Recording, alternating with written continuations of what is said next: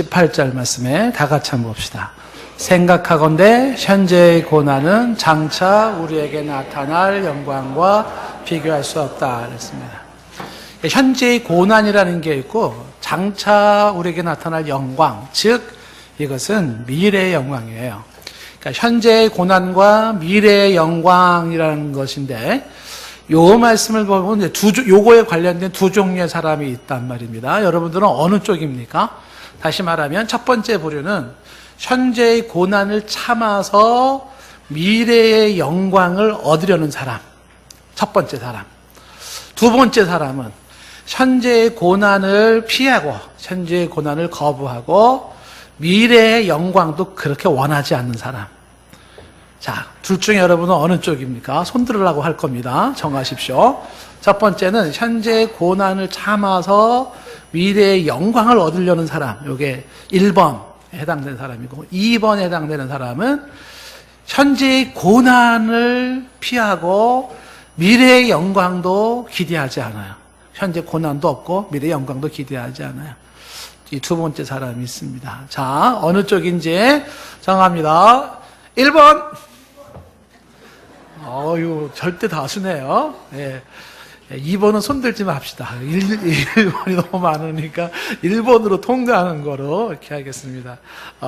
대부분의 사람들은 현재의 고난을 감수해서 미래의 영광을 얻겠다 이런 거잖아요. 그러니까 뭐 예를 들면은 지금 배고픈 거 참아서 내일 배부르게 먹겠다 뭐 이렇게 본다 그러면 아니 지금 배부르게 먹고 내일 굶는 거나 지금 굶고 내일 배부르게 먹는 거나 쌤 아니냐 뭐 이렇게 생각할 수도 있을 거예요. 근데 이제 문제는 뭐냐 하면 지금의 내가 겪는 이 고난과 앞으로 주어질 영광의 크기나 가치나 무게에 따라서 오늘 내가 이 정도 고난을 감수해서라도 저 정도의 내일의 영광을 얻을 수 있다 그러면 충분히 투자할 만한 고난이고 감수할 만한 고난일 수 있을 겁니다. 18절 말씀에서는 이제 현재의 고난은 장차 우리에게 나타날 영광과 비교할 수 없다 그랬습니다. 그러니까 이 얘기는 장차 우리에게 나타날 영광을 위해서 현재의 고난은 감수할 수 있다. 이런 내용이죠. 이제 흔하게 이제 우리 주변에서 볼 수 있는 이런 케이스가 예를 들면 운동선수들을 예를 들어 볼 수가 있습니다. 운동선수들은 그 구슬땀을 아주 흘리지 않습니까? 인간의 한계에 도전을 합니다. 한계에 도전하죠. 그래서 아주 그 숨이 막 차오르는 것까지 참아가면서 땀을 흘리면서 막 고생 훈련을 해요. 너무 힘들게 애를 씁니다. 그 물도 제대로 안 먹고 막 이렇게 이 몸에 체중을 또 생각을 해서. 이 운동선수들이 아주 고생을 하면서 이들의 머릿속에는 뭐가 있냐면 오늘의 흘린 땀이 내일의 아름다움. 그러니까 오늘을 흘린 이 땀이 내일의 메달로 내게 주어질 수 있다. 이런 기대치 속에서 이제 그 땀을 흘리고 고생을 하는 거예요. 내가 오늘 고생한 것만큼 금메달이 내게 될 것이다. 그래서 그 금메달의 영광을 위해서 오늘의 이게 식이요법 해가면서 근육을 키우면서 막 수도 없는 막 하루에도 막 몇 시간씩 이렇게 고생을 한단 말입니다. 이런 운동선수들은 바로 앞에 있는 영광을 위해서 오늘의 고난을 감수하는 사람이죠. 운동선수만 그러지 않죠. 가수들도 그러잖아요. 가수들도 이 가수가 되기 위해서 오늘 고생을 많이 해. 노래 연습을 얼마나 하는지 몰라요. 옛날에 그 창안하시던 분들 보면은 어느 정도 돼야지 창에 반열에 들어설 수 있냐면 목에서 피가 올라와야 된대요. 피가 나도록 소리를 내야지만이 그 경지에 도달할 수 있다. 그러니까 그 피나는 노력이 뭐냐면 그 경지에 도달하기 위한 그런 고생인 것이죠. 운동선수나 가수의 문제만은 아닐 거예요. 학생들이 이제 공부하는 것도 마찬가지입니다. 그 젊은 날에 놀고 싶고 가고 싶은 데도 많고 하고 싶은 것도 많고 그런데 그거 다 물리치고 그 외로운 도서관에서 그냥 책과 씨름하고 책상에 앉아가지고 이 땀 흘려가면서 부채질 해가면서 고생을 해요. 그 학생들이 고생하는 것은 지금의 고생은 이제 앞으로 내가 대학의 영광 혹은 좋은 학점의 영광을 생각하면 이 정도는 아무것도 아니다. 그리고서 이제 그렇게 공부에 임하는 모습도 마찬가지고요. 뭐 이것은 뭐 그렇게 운동선수 혹은 가수 학생만이 아니에요. 뭐 공직자들도 마찬가지고 뭐 군인들도 마찬가지지 않겠습니까? 자유를 위하여, 조국 수호를 위하여서 뭐 민족의 어떤 그 독립성을 유지하기 위해서 피를 흘리면서 막 흘리잖아요. 그래서 우리 군대 있을 때 이런 구호가 많이 있었어요. 평상시에 땀 한 방울은 전투에 피 한 방울 막 이러면서 지금 땀을 흘려야 전투에서 피를 안 흘린다. 근데 전투는 안 했어요. 참 감사하잖아요. 뭐 이런 식으로 지금 땀을 흘려야 된다. 그래야지 피를 안 본다 말이에요. 이게 다 무슨 얘기냐면 앞에 있는 영광을 위해서 오늘의 고난을 감수한다 이런 뜻입니다.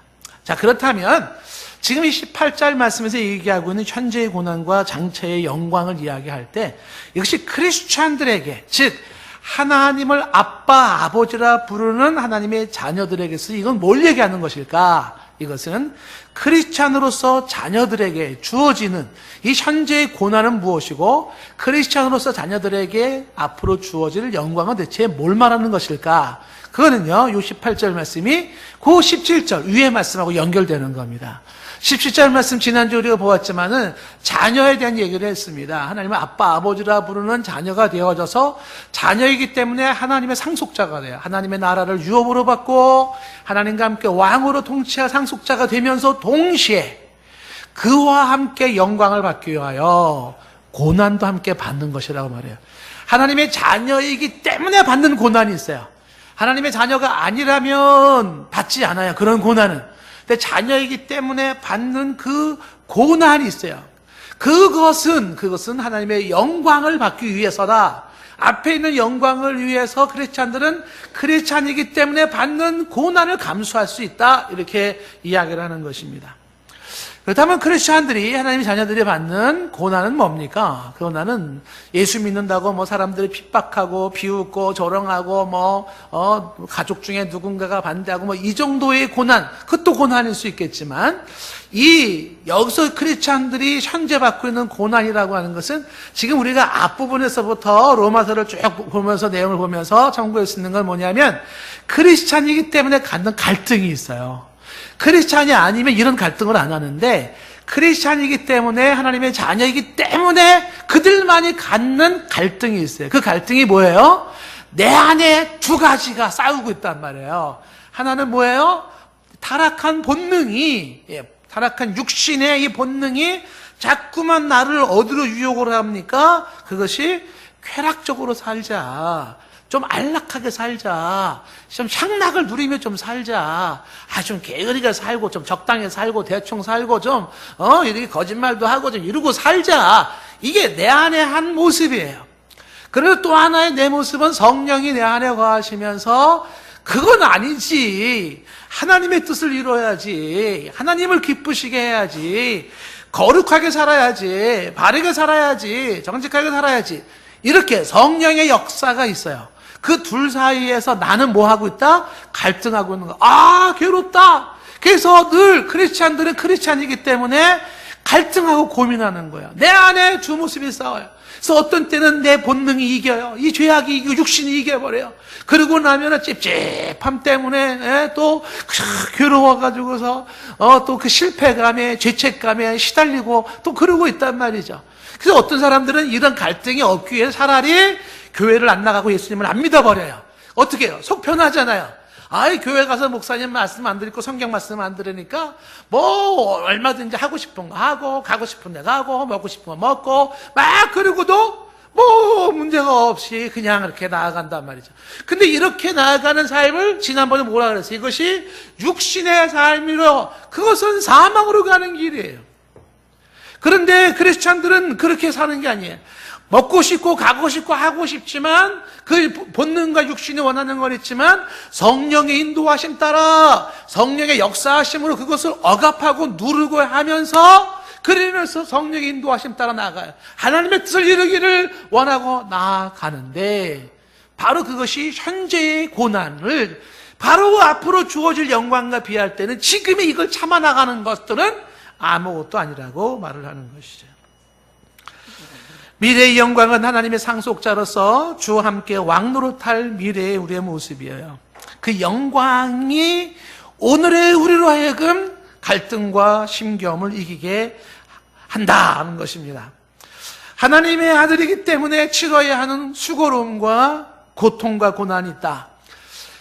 왕자이기 때문에 왕자에게 겪는 그런 고통과 괴로움이 있어요. 왕자이기 때문에 왕자답게 살아야 되니까 그냥 말도 함부로 못하고 행동도 함부로 못하고 자세도 함부로 못하고 얼마나 불편해요.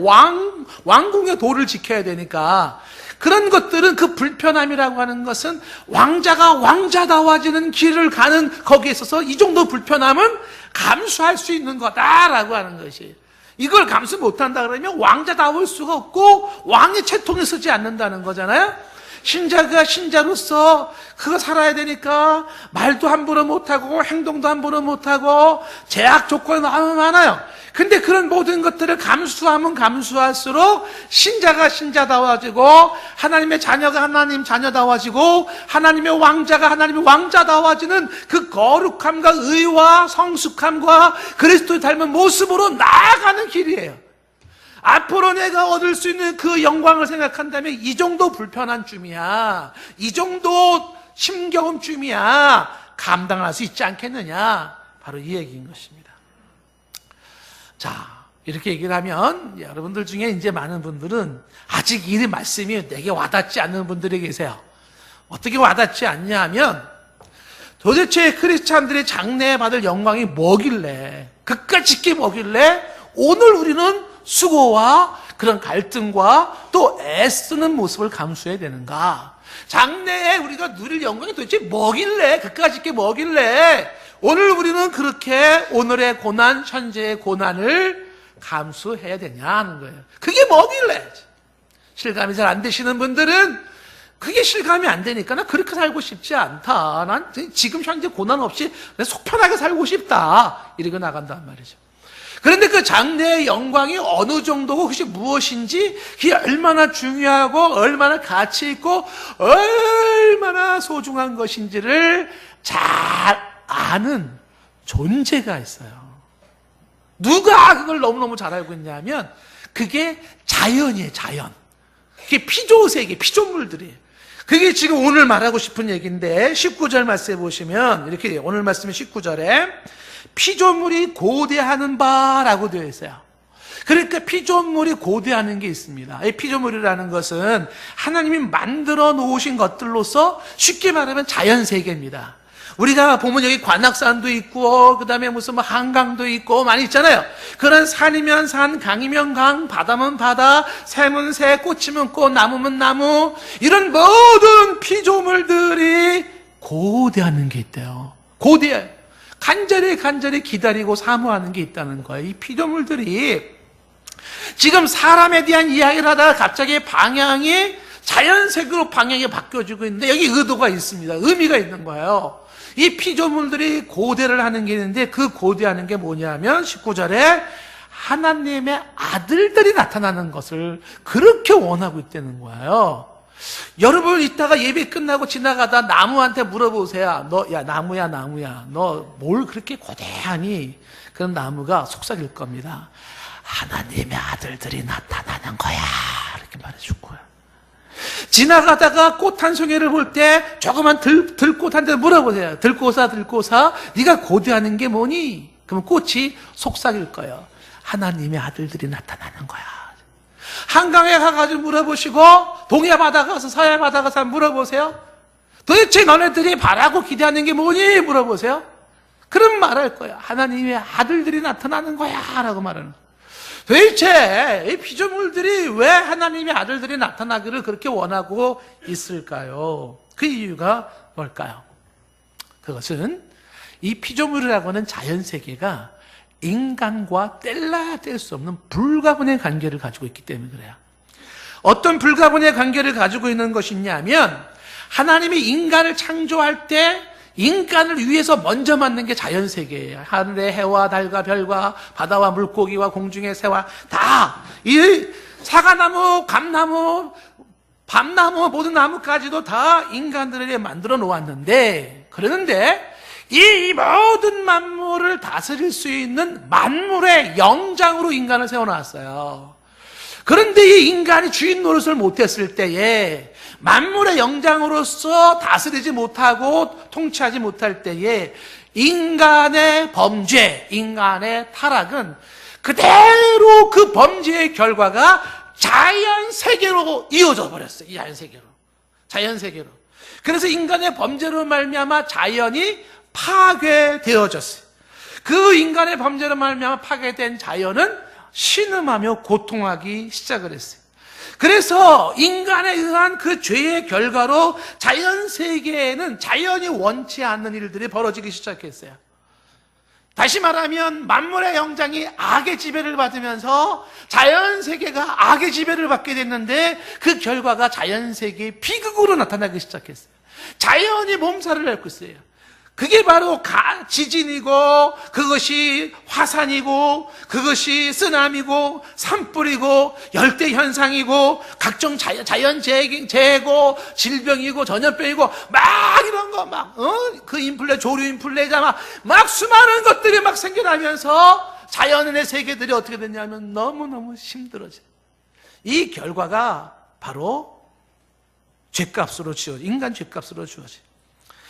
이 자연세계에 이상현상이 나타나면서 기형화된 물고기가 나오기 시작하고, 동물들이 서서히 사라지기 시작하고, 독풀이 생기고, 적자 생존의 원리, 양육강식의 원리가 그대로 자연세계에 적용이 되어지면서 먹고 먹히는 살상의 세계와 파괴의 현상과 무질서의 현상들이 처처해서 나타나기 시작해요. 그 가장 중요한 원인 중에 하나가 뭐냐면 인간의 타락이에요. 이 이야기는 바꿔 얘기하면 인간이 회복되면 자연이 회복된다는 거예요. 왜 이 피조물들이, 하나님의 아들들이 그토록 나타나기를 원하냐 하면, 하나님의 아들들이 제대로 나타날 때 회복된 인간들 속에 기대할 수 있는 게 뭐냐면 바로 만물의 회복이에요. 자연세계의 회복인 것이. 그래서 이 피조물들이 고대하는 것이 하나님의 아들들이 나타나기를 원하고 있어요. 19절 말씀에 피조물이 고대하는 바는 하나님의 아들들이 나타나는 것이라 말하면서, 이 피조물이 이렇게 고대하는 이유가 있어요. 왜 이렇게 고대하는가? 그 이유가 지금 20절에 분명히 말하고 있잖아요. 피조물이 허무한 데 굴복하고 있기 때문에 그렇습니다. 피조물들이 허무한 데 굴복해서, 이건 피조물들의 자기 뜻이 아니에요. 그 허무한 데 굴복한다는 건 피조물들이 허무하다는 겁니다. 인간만이 허무를 경험하는 것이 아니라 피조세계들이 허무를 경험해요. 인간만이 허탈함을 경험하는 것이 아니라 피조물도 허탈함을 경험해요. 인간만이 방황하는 게 아니라 피조세계, 자연세계도 방황하는 거예요. 인간만이 무의미해, 낙이 없어 라고 말하는 게 아니라 이 피조세계가 그렇게 말하고 있는 거예요. 무의미해, 낙이 없어 라고 말하는 거예요. 인간만이 너무너무 힘들어, 왜 이렇게 살아야 되는지 모르겠어 라고 말하는 게 아니라 피조세계, 자연세계도 내가 왜 이렇게 살아야 되는지 모르겠어, 힘들어 라고 말을 한다는 거예요. 허무한데 굴복하는 자연세계의 모습들, 이게 지독한 모습 속에 이 피조물들이 어떻게 해요? 빨리 벗어나고 싶은 거예요. 여기 8장 20절에 지금 피조물들이 허무한데 굴복한다라고, 이 허무한데 굴복한다는 것이 전도서 2장에 나와 있는 바로 그 내용이에요. 전도서 1장 2절 말씀에 솔로몬이 얘기를 하지 않습니까? 헛되고 헛되며 헛되고 헛되는 모든 것이 헛되다고 말하잖아요. 이게 인간만이 아니라 자연세계도 똑같아요. 헛되다, meaningless, 의미가 없어요. 의미가 없다. 아무 의미가 없다. 모든 것이 의미가 없다. 이게 결론이에요. 이것이 죄의 결과로 주어지는 인간과 자연세계에 나타나는 현상인 것입니다. 보세요. 이어지는 3절 말씀 보시면 해 아래서 수고하는 모든 수고가 무슨 유익이 있을까요? 4절에 한 세대는 가고 한 세대는 오는 거예요. 그냥 의미도 없이 세대는 가고 세대는 오고 그냥 그렇게 흘러가요. 의미가 없어요. 5절 말씀 보면 해는 떴다가 지고 그냥 그거예요. 6절에는 바람은 불고 끝이에요.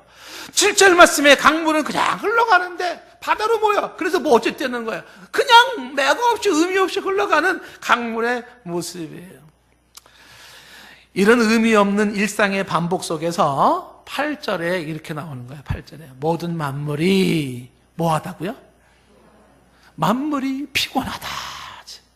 만물이 전 세계의 전 피조 자전 자연 세계들이 피곤해요. 다시 말하면 만물이 지쳤다.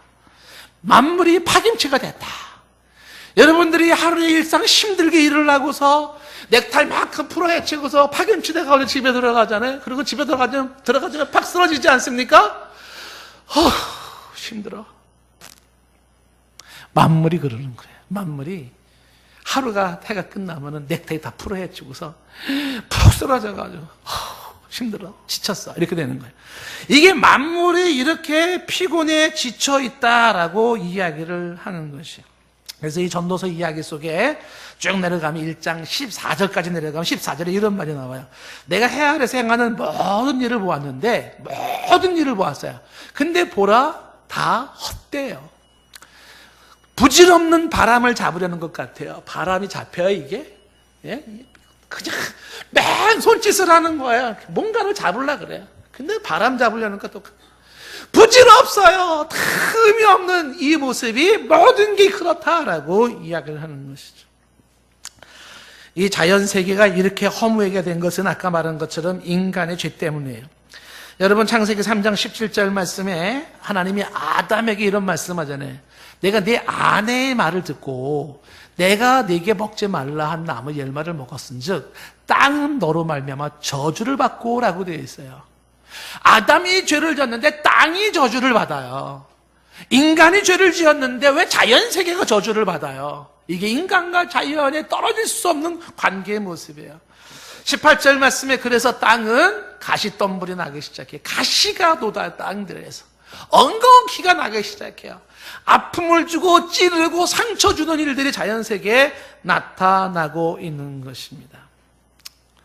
다시 오늘 말씀에 8장 20절 말씀에 피조물이 허무한 데에 굴복한다. 피조물이 허무한 데에 굴복해. 이건 자기 뜻이 아니에요. 오직 굴복하게 하실 수밖에 없는 그런 운명적이라고 할 수 있는 그런 원리대로 갈 뿐인 것이에요. 어쨌든 지금 피조물 자연세계는 뭐하고 있다? 신음하고 있습니다. 너무너무 고통스러워하고 있습니다. 자, 그래서 이어지는 오늘 21절 말씀에 이 피조물들이 바라는 것이 뭐예요?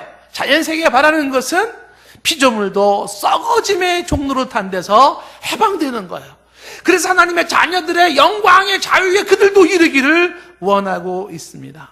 썩어짐의 종로로 탄 데서 해방되고 싶어하는 자연세계인 것입니다.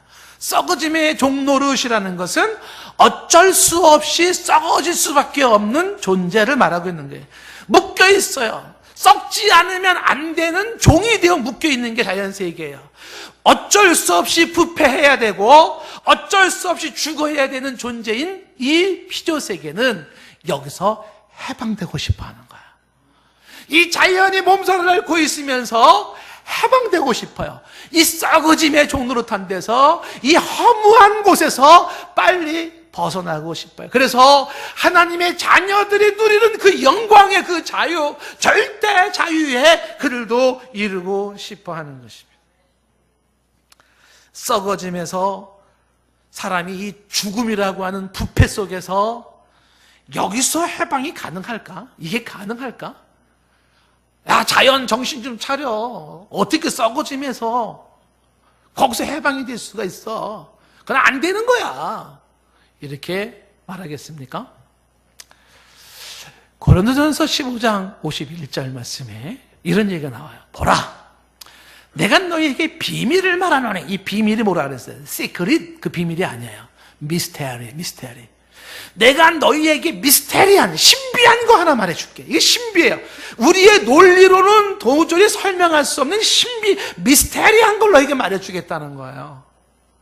그 신비한 게 뭐냐면 우리가 다 잠잘 게 아니에요. 정신 똑바로 차리라는 겁니다. 이 신비한 거는 다 잠잘 게 아니에요. 마지막 나팔이 있는데 그 마지막 나팔에 순식간에 호련히 변화되는 게 있어요. 마지막 나팔의 소리가 있다고? 근데 그때 순식간에 호련히 갑자기 변화되는 게 있더니 이게 뭔 소리야? 신비한 건데 계속해서 잘 들어보라는 겁니다. 52절에 나팔 소리가 날 때 말이야, 그때 죽은 자들 있잖아, 그들이 썩지 아니하고 다시 살아나. 뭐라고? 우리 할아버지 할머니 돌아가셨는데, 그 옛날 분 다 돌아가셨는데 썩어서 지금 없어졌는데, 근데 그 사람들이 썩지 않고 다시 살아난대. 미스테리, 신비해. 뭐야? 그런 게 있다고? 죽은 자들이 썩지 아니하고서 다시 살아나고 우리도 다 변화되어져. 이어지는 53절 말씀에 이 썩을 것이 말이야 반드시 썩지 아니하고서 입게 되고, 이 죽을 것이 죽지 아니함을 입게 되는 거야. 뭐라고? 썩지 않고 죽지 않는다고? 아니, 정신 나간 소리 좀 하지 마. 뭔 소리야? 54절에 이 썩을 것이 썩지 아니함을 입고 이 죽을 것이 죽지 아니함을 입을 그때 이 예언의 말씀이 응해진 걸 알 수가 있어. 무슨 예언의 말씀이? 사망을 삼키고 이기리라 하는 그 예언의 말씀이 있는데, 그게 그 말씀이 이루어진 걸 알 수가 있어. 뭐 그런 말씀이 있었다고? 그래, 지금으로부터 몇백 년, 몇천 년 전에 있었던 예언이야. 그 예언이 이사야 25장 8절 말씀에 이사야가 예언해 놓은 말씀이에요. 뭐라고? 사망이 삼킨다고? 사망을 꿀떡 삼켜버리는 존재가 있다고? 아니, 지금까지 사망을 이긴 존재가 있었단 말이야? 있다니까?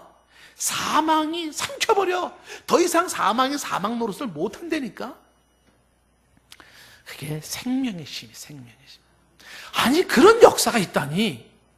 이러한 사실 앞에서 이제 강력하게 먼저 말하고 싶은 게 뭐냐 하면 55절 말씀에 이렇게 말할 수 있는 거예요.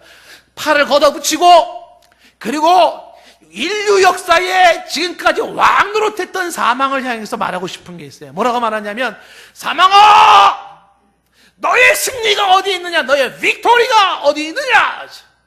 사망아, 네가 쏜다는 게 독이에요. 네가 사망에서 독을 싸가지고 다 죽여버리는데, 내가 쏘는 그 독이 어디 있느냐?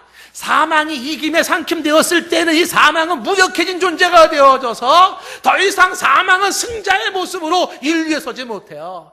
석가모니를 죽이고 공자를 이기고 나폴레옹을 죽이고 인류의 모든 걸 죽였던 이 사망이라는 무시무시한 존재가 짓밟혀져서 더 이상 쏠 수 없는 존재가 될 때, 사망아, 너의 승리가 어딨냐? 이렇게 말한다는 거죠. 56절 말씀에 사망이 쏘는 것, 이 독소는 죄예요. 다시 말하면 죄로부터 사망이 들어와요. 그리고 이 죄의 권능은 율법의 권능으로 죄가 사망의 독소로 죽음으로 인도한다는 겁니다. 그런데 이 사망이 보기 좋게 무릎을 꿇어버려요. 항복해버려요. 다시 말하면 썩을 게 썩지 않게 만들고 죽을 것을 죽지 않게 만드는 새 생명, 강력한 영원한 생명이 존재하는데, 그게 어디서 존재하는가? 바로 57절 말씀이에요. 우리 주 예수 그리스도. 예수 그리스도로 말미암아 우리에게 이 승리를 주시는 하나님께 감사하노니.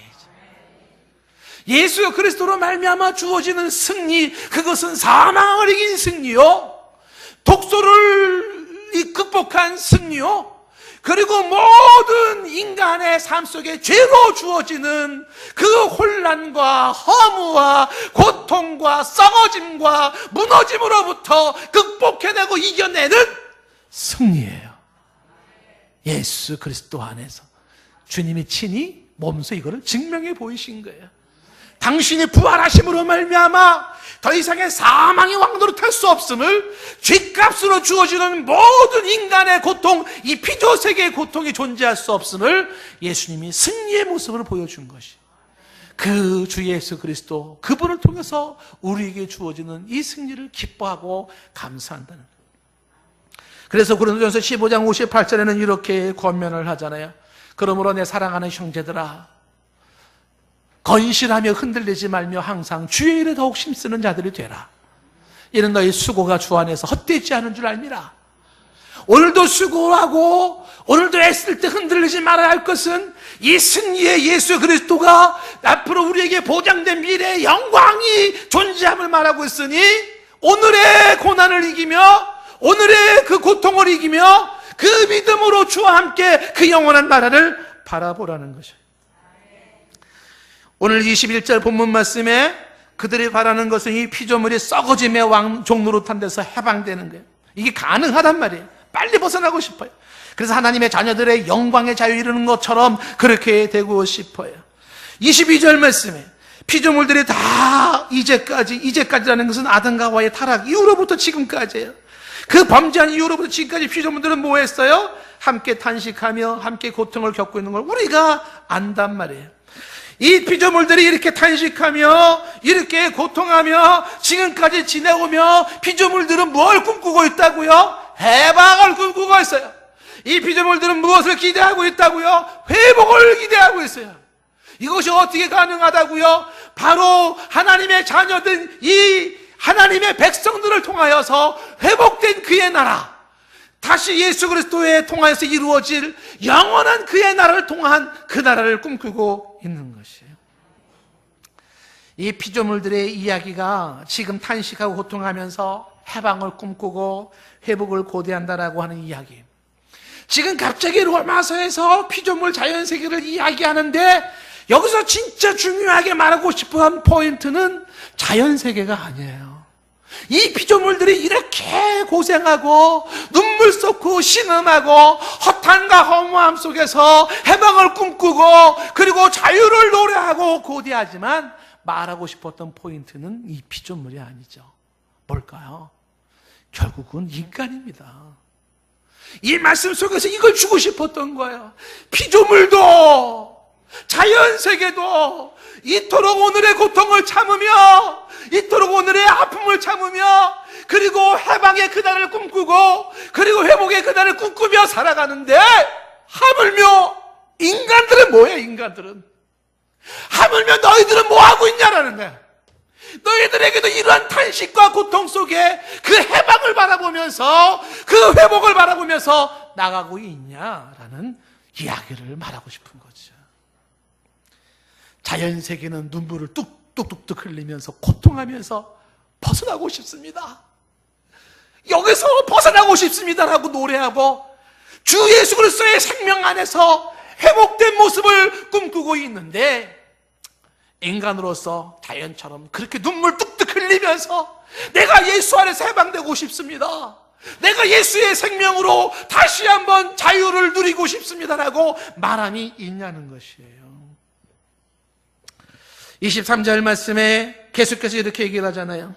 이거는 자연세계만의 문제가 아니라는 겁니다. 그뿐만이 아니라 또한 우리라고 하는 모습에 보면 우리가 누구예요? 성령의 처음 익은 열매를 받은 우리까지도 속으로 탄식하면서 양자될 것, 곧 우리 몸의 속량을 기다린다는 겁니다.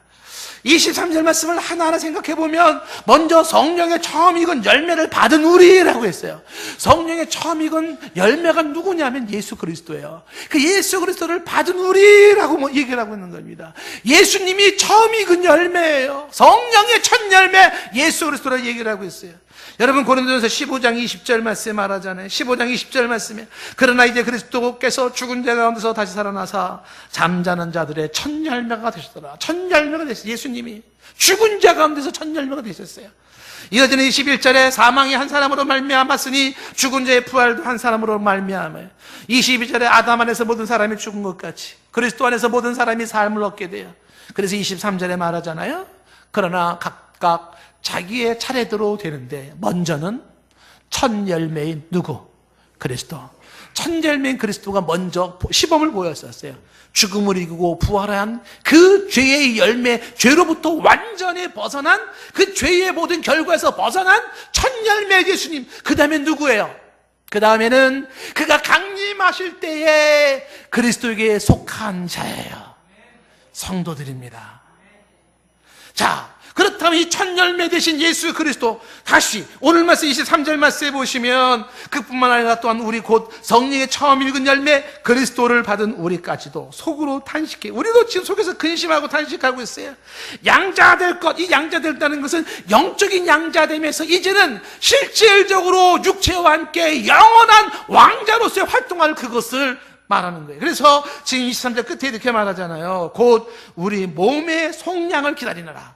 몸의 속량은 육체의 속량이에요. 영혼의 속량만이 아닌 육체의 속량까지, 영혼의 구원만이 아닌 육체의 구원까지도 그렇게 우리는 기다리고 있다는 것입니다.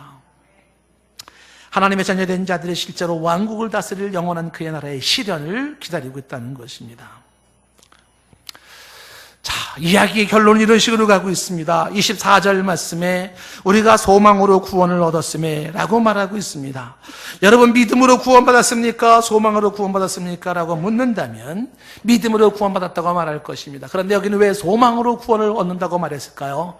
여기에 소망과 믿음은 같은 의미입니다. 쌍둥이에요. 믿음이 있는 곳에 소망이 있고 소망이 있는 곳에 믿음이 있기 때문에 그렇습니다. 그러므로 소망으로 구원을 얻었다는 말은 믿음으로 구원을 얻었다는 말과 같은 말입니다. 그런데 왜 여기서 믿음으로라는 말을 쓰지 않고 소망으로라는 말을 썼을까요? 그것은 그 소망이, 그 내일의 소망이 오늘 우리를 살게 하기 때문에 그래요. 그 소망으로 오늘 일어서는 것이고, 그 소망으로 오늘 한 번 더 힘을 내는 것이고, 그 소망으로 우리가 오늘 더 한 번 더 인내하는 것이, 그 소망이 무슨 소망이에요? 장차 우리에게 나타날 영광의 소망이에요. 그 소망은 피조물들이 그토록 고대하고 기다리는 소망이에요. 더 이상의 허무가 없는 그날을 꿈꾸는 소망이에요. 썩어짐과 탄식과 고통이 없는 바로 그 영광의 절대 완전한 그날을 꿈꾸는 소망이에요. 24절 말씀에 우리는 그 소망을 통하여 구원을 얻는다고 말을 하면서 보이는 소망은 소망이 아니라고 말합니다. 보이는 소망이라는 이 말은 이미 눈앞에 이루어진 소망을 말하는 거예요. 여러분, 눈앞에 이루어져 있는 그 정도 가지고 무슨 소망이라고 말할 수 있겠어요? 그걸 누가 소망이라고 말할 수 있겠는가? 여기 24절에 보이는 소망을 얘기를 하고 있잖아요. 우리가 바라는 진정한 소망은 보이는 소망이 아니에요. 보이지 않는 소망인데 그게 진짜 백이에요. 그게 25절에 말하고 있습니다. 만일 우리가 보지 못하는 것을 바라면, 이 보지 못하는 것을 바란다는 것은 바로 보이지 않는 소망, 보지 못하는 소망이에요. 이것은 아직 이루어지지 않은 소망이요, 장차 이루어질 소망이요, 영원한 소망으로서 그 소망이 진정한 소망이요, 그리고 참된 소망이에요. 우리가 그 소망을 바라고 있는 한 오늘도 참고 기다린다라고 말을 하고 있습니다. 여러분, 이 세상에서 단시 이 세상에서 볼 수 있고 이 세상에서 누리는 그 정도의 소망이 아니에요. 이 세상 넘어서까지 영원한 우리의 소망이 있어요. 보이지 않는 그 소망, 아직 이루어지지 않은 그 소망이 있어요. 그 소망은 삼라만상 우주가 꿈꾸는 소망이에요. 모든 이 땅의 나무와 산과 들과 그리고 모든 피조물들이 바라는 소망이에요. 내 육체가 그토록 원하는 소망이에요. 그것이 다시 오실 주님과 함께 이루어질 새하늘과 새 땅에서 왕노릇하는 소망이에요. 여러분, 이것이 요한계시록의 결론 아닙니까? 요한계시록 21장, 22장 마지막 결론 2장이 이 새하늘과 새 땅을 말함으로 끝나지 않아요? 보이는 세상이 전부 다가 아니에요. 이 세상이 끝나는 그날에 다시 새롭게 시작될 영원한 세상을 계시록은 말하고 있어요. 그것이 거룩한 성, 새 예루살렘의 새 삶이에요. 생명수의 강물이 흐르는 곳이에요. 거기에는 12가지의 시절을 떠서 열매를 맺고 모든 질병이 치료되는 생명나무가 있는 곳이에요. 거기에는 주님의 얼굴과 얼굴을 맞대면서 주의 신부되어 하나 되어 지내는 곳이에요. 거기에는 더 이상 눈물이 없고, 더 이상 애통과 더 이상 사망과 더 이상 질병과 아픔이 없는 곳이에요. 미움도 없고 상처도 없고 배신도 없고 고뇌도 없고 방황도 없고 허무함도 없고 썩어짐도 없는 곳이에요. 피조물이 그것을 꿈꾸고 바라보고 있듯이 성도가 그것을 바라보고 나아가는 것이라고 말씀하고 있는 것이, 이 영원한 소망이 있기에 그 소망 때문에 오늘을 우리의 고난을 이길 수 있지 않냐고 이야기를 하는 것입니다. 오늘 말씀을 결론을 지으면서 저는 고린도전서 4장에서 17절 이후의 말씀으로 설교 말씀을 결론으로 내리고 싶어요. 고린도후서 4장 17절 말씀이 이렇게 말합니다. 우리가 잠시 받는 환난에 경한 것이 있어요. 잠시 동안에 있는 환난에 그 경한 것이 있어요. 경하다는 건 가볍다는 겁니다. 잠시 동안 받는 이 환난의 가벼움, 이것은요 지극히 크고 영원한 영광에 중한 것을 우리에게 이루게 합니다. 지극히 크고 영원한 영광에 중한 것, 무거운 것이 있어요. 오늘의 우리가 이 세상에서 받는 환난의 경한 것들은 이거를 참고 이겨낸다면 단지 운동선수가 운동을 통해서 금메달 따는 정도가 아니고요, 가수가 노래를 잘하는 정도가 아니고요, 학생이 좋은 대학 들어가서 A학점 받는 그 정도가 아니에요. 차원이 다른 지극히 크고도 영원한 영광의 그 무거운 것을 이루게 하는 거예요. 잠시 받는 환난에 경한 것, 앞으로 주어질 영원한 영광에 중한 것은 비교할 수가 없어요. 이어지는 18절 말씀에 우리가 주목하는 것이 뭡니까? 보이는 것이 아니에요. 보이지 않는 것입니다. 보이는 것은 잠깐입니다. 보이지 않는 것은 영원입니다. 우리는 잠깐인 것에 우리의 마음을 두지 않습니다. 잠깐 있는 것에 우리는 주목하지 않습니다. 그 정도 시시한 인생이 아닙니다. 우리의 인생은 보이지 않는 것, 영원한 것에 주목하고 영원한 것에 마음을 두고 영원한 것에 우리의 가치를 두는 것입니다. 짐 엘리엇이 그런 에콰도르에서 죽으면서 남겼던 일기장의 한 대목처럼 영원한 것을 위하여서 영원하지 않은 것을 포기하는 것은 결코 어리석은 게 아니라는 거예요. 영원한 것을 위하여서 영원하지 않은 것을 포기할 줄 아는 것, 이건 바보가 아니라는 것이지. 우리가 주목하는 것은 보이는 것이 아니에요. 보이지 않는 것이. 보이는 것은 잠깐이요, 보이지 않는 것은 영원해요. 잠깐 있다가 없어질 것, 썩어질 것, 불타질 것, 우리는 여기에 관심이 아니에요. 더 큰 중한 관심은 불타지 않고 썩지 않고 쇠하지 않는 영원한 것을 우리는 소망하는 것입니다. 고린도후서 5장 1절로 이어지는 말씀은 이렇게 말하고 있어요. 만일 땅에 있는 우리의 장막집이 무너지면 이 땅에서 우리가 살고 있는 집은 장막집이에요. 장막집, 텐트입니다. 텐트. 이것은 무너지게 되어 있어요. 이 땅에서 우리의 장막집은, 이것은 텐트는 무너져요. 그러나 이것이 무너진 이후에 하나님께서 지으신 집이 있어요. 그 집은 사람의 손으로 지은 것이 아니에요. 하늘에 있는 영원한 맨션 아파트예요. 영원한 집 맨션이 우리에게 있는 줄을 우리가 안다는 것입니다. 그러므로 2절에 참으로 우리가 여기 있어 탄식하지만 하늘로부터 오는 우리의 처소, 그 처소를 우리는 간절히 덧입기를 사모하는 것입니다. 피조물의 탄식은 우리의 탄식이요, 피조물의 소망은 곧 우리의 소망입니다. 그 영원한 소망으로 오늘의 고난을 이기는 자 되기를 바랍니다. 허무한 시절